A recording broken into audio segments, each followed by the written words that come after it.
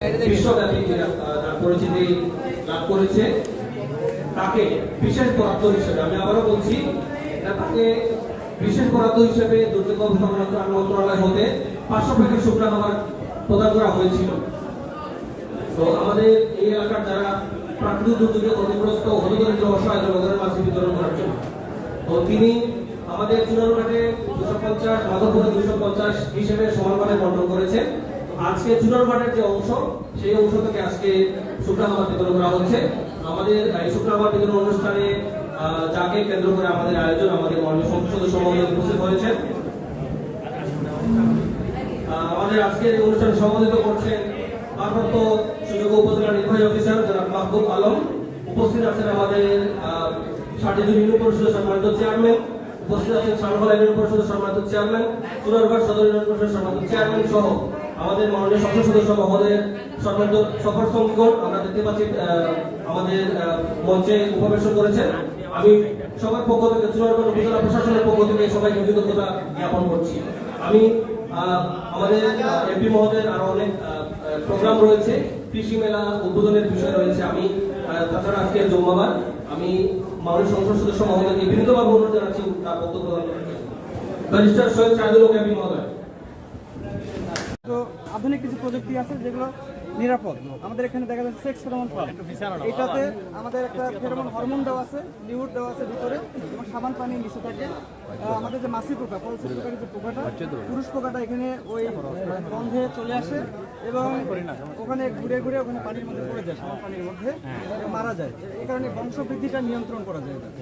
এবং পাশাপাশি এখানে হলুদ খাদ দেওয়া আছে, অনেক ক্ষতিকর পোকা আছে যারা হলুদ রঙের প্রতি আকৃষ্ট হয়, ওখানে আটকে যায়। ভালো একটা খাদ।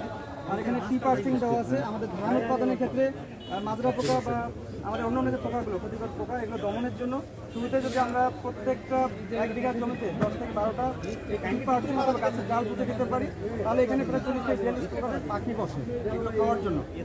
যখন এই যে ক্ষতিকর পোকামাকড় এগুলো যদি পাখি খেয়ে ফেলে তাহলে বংশ বিস্তার হবে, এটা আক্রমণ হবে।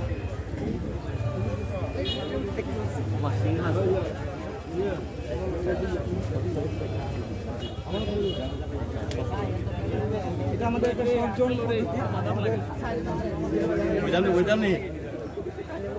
ঠিক আছে,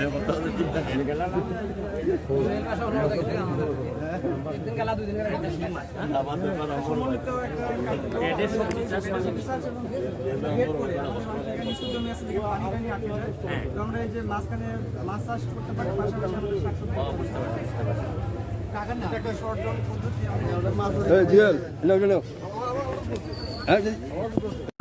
এই যে ক্যান্সার স্যার, এটি হচ্ছে স্যার আমাদের একটি অর্জন স্যার, আমাদের কৃষি বিভাগের উদ্যোগে স্যার, আমাদের কৃষি বিভাগের মানে উদ্যোগে এবং আমাদের একজন প্রবাসী ভাইয়ের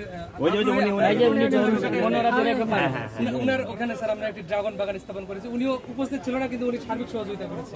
ওনার একজন প্রতিনিধি ছিল এবং আমাদের কারিগরি সহায়তা স্যার। উনি আছে এখন গাছ এখানে উনার সাথে তার মধ্যে প্রায় 1 লক্ষ ডাল আছে। আসেনি 1 একর জমি স্যার, আরো বাড়াবো। ঠিক আছে, আমরা তো আগে বলছি, আপনি যোগাযোগ করুন। জি জি স্যার, কৃষি থেকে ছোট কথা বলুন।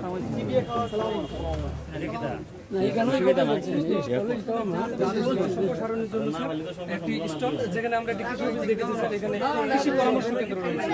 আমাদের কৃষকরা সহজে ওনার আমাদের অফিসে এসে সকল ধরনের পরামর্শ তারা নিতে পারবে। এবং আমরা এখানে বিভিন্ন ফসলের, বিশেষ করে ধানের বিভিন্ন জাতের আমাদের প্রতিটি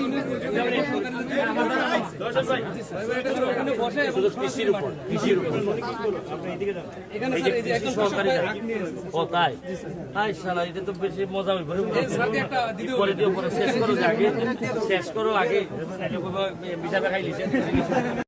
ব্যবস্থা আমি একটার পর একটা করতেছি। সেলাই মেশিন আইতেছে কিছু, কিন্তু সেলাই মেশিন কন্ট্রোলের ব্যবস্থা করবো। চা বাগানে সবাই আমরা রেড ফুডের ব্যবস্থা করতেছি। আমরা গ্রামে গ্রামে ফুটবলের ব্যবস্থা করে পাঠাইতেছি। আপনারা খবর নিয়ে দেখবেন সব জায়গা। আর গত 40 বছরও কাবিতা দিয়া এত কাজ হয় নাই, যত কাজ এই 5 মাসে চুনারঘাট মাধবপুরের মাটিতে হয়েছে। আপনারা খবর নিয়ে দেখবেন। এখানে আজকে উপস্থিত আছে আমাদের ছাত্রলীগের নেতৃবৃন্দ, নতুন নতুন কমিটির এই সভাপতি সাধারণ সম্পাদক সাবেক আহ্বায়ক সোহেল আলমান, আমাদের সোহাগ পৌর আওয়ামী লীগের সাংগঠনিক সম্পাদক, এই আমাদের এই যারা আছে এখানে কাজল, আমাদের সোহাগ ভাই 10 নম্বর ইউনিয়ন এবং আশিক সেগুলো আমাদের এই সাবেক কলেজের সভাপতিরা বর্তমান কমিটির কি মহান আল্লাহর নামে, যিনি পরম করুণাময় এবং অত্যন্ত দয়ালু। আজকের মেলাটা আমার জন্য গুরুত্বপূর্ণ অন্যান্য যে কোনো মেলার চেয়ে। কারণ আপনাদের মনে আছে কিনা যে গত বছর আমি এমপি হওয়ার 1 বছর আগে আমি প্রায় 37,000 আমের চারা লাগাইছিলাম। আমার একটা বিশ্বাস ছিল যে গাছ যেভাবে কাটা হয়েছে সোনার গাছ, এইগুলারে যদি আবার পরিপূর্ণ করা না হয় তাহলে সোনারঘাটের পরিবেশ বাঁচানো খুবই কঠিন হবে। গাছ কাটলে যে খালি গরম বাড়ে তা না, গাছ কাটা বা এরকম শূন্য মাটিতে মানুষের মাথাও কিছু গরম থাকে। দেখবেন যে খুব দ্রুত রাগ উঠে যায়। মরুভূমিতে যারা সৌদি আরবের শেখ বা ওই যে কাতার টাতার, এরা কিন্তু দেখবেন মানুষ অনেক ক্ষেত্রে শোনা যায় যে এরা আমাদের লোক নিয়ে খুব নির্যাতন করে। আমরা আল্লাহ রাসূলের দেশ, এই কারণে এদের ব্যাপারে কিছু বলি না, মনে করি যে এখানে এই রাসূলের দেশ যেহেতু আমরা কিছু মনে করি না, যে যা করে কিছু আমরা সহ্য করে নিই। আমার কাছে মনে হয়েছে যে কি কারণে এদের এত রাগ, মানুষ মারে। ওই গাছ যে নাই, গাছে ছায়াটা দিলে তো কিছু মনের মধ্যে কিছু করোনা বা মানুষের আবেগ ভালোবাসা জন্মাইতো। আমার কাছে মনে হয় যে এদের গাছ না থাকার কারণে কিছু এরা মনের মধ্যে প্রেম কম। তা আমি তো এমপি হওয়ার বহু আগে আমি চাইছি যে সোনারঘাট মাধবপুরের মানুষের মনের মধ্যে প্রেম আসুক। আমি এই প্রেমকে আগায় নেওয়ার জন্য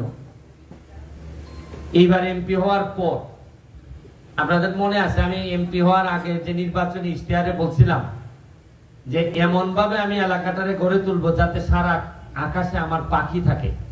আর পাখি থাকা সম্ভব তখনই যখন নিচে পাখির খাবার থাকবে। পাখির খাবারের জন্য এইবার অলরেডি আমরা এই পর্যন্ত প্রায় 33,000 আমের চারা সোনারঘাট মাধবপুরে লাগাই ফেলছি। আগামী 3 তারিখে আবার 28,000 আমের চারা আইতেছে। মানে 33,000 আর 28,000 সব মিলে প্রায় 50,000 যদি হয়, 50,000 হইলে প্রতিটা চারার দাম পড়তেছে মিনিমাম 52 টাকা করে। আমার প্রায় 25-26 লাখ টাকা লাগতেছে। এর মধ্যে 1 টাকাও সরকার থেকে বরাদ্দ নাই। তো আমার কালকে আমার পিএস জিজ্ঞেস করতেছে যে এত টাকা স্যার দিলে অন্যান্য অভাবী মানুষ এরা আসে, এরা এমপির উপর অনেক ভরসা করে আইসা কেউ কয় পুরি বিয়া দিত, কেউ কয় ইটা দিত ইটা দিত। তা আমি আমার পিএস এর জবাব দিছি যে অভাব হয়তো আজকের একদিনের অভাব কালকে হয়তো থাকবে না, কিন্তু এই প্রকৃতিরে বাঁচাইতে না পারলে পরবর্তীতে একেবারে আরো বড় বড় ব্যারিস্টার এই এলাকার এমপি বানাইলো লাভ হবে না, অনেক দেরি হয়ে যাবে। এখন আগে অক্সিজেন বাড়াও, তারপর না হয় আমরা অভাব কমাই মনে, এখন না হয় না খাইয়া থাকি সবাই। আগে গাছ গাছালিতে পরিপূর্ণ করো। আজকে যে এই মেলাটা আরো 5,000 আমের এই কিসের চারা আছে আমাদের বন বিভাগ থেকে দিবে। এগুলা নানা ধর্মের নানা বর্ণের গাছ, এগুলো আমরা বন্টন করব। আগামী 3 তারিখ স্কুল খুলতেছে, স্কুলে স্কুলে আমরা বাচ্চাদেরকে আমরা এই কিসের পক্ষ থেকে, আমাদের পক্ষ থেকে আমরা গাছ পাঠাই দিতেছি, আপনারা এগুলা যত্ন করে লাগাবেন। আমি কৃষি অফিসার, আমাদের এসিলেন্ট মহোদয়, আমাদের ভাইস চেয়ারম্যান, নতুন 2 ভাইস চেয়ারম্যান, আমাদের চেয়ারম্যান বৃন্দ এখানে যারা আছেন সবাইকে আমি শুভেচ্ছা জানাচ্ছি যে কাজ করার মানসিকতা নিয়ে সামনের দিকে আগায় যেতে হবে। কারণ আমরা পুরা এইবারের প্রশাসন পুরাটাই মোটামুটি নিজের পায়ে দাঁড়াইতেই জায়গা পর্যন্ত আসতে হয়েছে। আশা করি কেউ ডাকুক না ডাকুক, কেউ করুক না করুক, আমরা আমাদের নিজেদের যোগ্যতা নিয়েই আমরা আগাই যাব। এখানে আরো যারা আছেন আমি সবাইকে আমার ব্যক্তিগত পক্ষ থেকে ধন্যবাদ জানাচ্ছি। আর আজকে একটা খেলার দাওয়াত দিচ্ছি আমাদের কসবার সাথে। আমরা ব্রাহ্মণবাড়িয়ার কসবা, মানে আমাদের মাননীয় আইনমন্ত্রীর এলাকা, কসবার থেকে একটা ফুটবল টিম আসবে আমাদের সোনারঘাটে টিসি স্কুল মাঠে। কসবা বনাম সোনারঘাট আমাদের একটা ফুটবল ম্যাচ হবে, এখানে আপনারা আসবেন। শুধু কষ্ট করলেই হবে না, কিছু আনন্দ তো নেওয়া লাগবে নাকি? আমরা সোনারঘাটের মানুষ কোনোভাবে আর মানসিক অসুস্থ হইতে আমি দিব না। আর বিশেষ করে আমি কথা দিছি যে চা বাগানের যারা আমার শ্রমিক ভাই বোন আছে, দেখবেন আপনি 2-3 বছরের মধ্যে, আমি তো কথা দিছি যে আমার চামড়া যেহেতু একটু ফর্সা, তোমাদের চামড়া আমি সুনো পাউডার দিয়ে ফর্সা বানাই, এরপরে আমি এই জায়গা থেকে বিদায় নেব। এবং মানে আমাদের বিশ্বাস করেন যে এত সম্পদ চা বাগান, এই চা বাগানের পুরা নিচেই বালু আর বালু। আমি যখন দেখি বাগান ভাঙে তখন দেখি নিচে খালি বালু, এর মানে আমার মনে হয়েছে যে পুরা সোনারঘাটের নিচেই বালু, মানে সৌদি আরবের নিচে তেল আর আমাদের নিচে বালু। এর মানে আমরাও কিন্তু ব্লেসড, আমরাও কিন্তু আশীর্বাদ প্রাপ্ত। আমাদের মানুষগুলোরে খালি ঠিক করতে হবে, দেখবেন যে আমরা কিভাবে বঙ্গবন্ধু সোনার বাংলা বানাই দিই।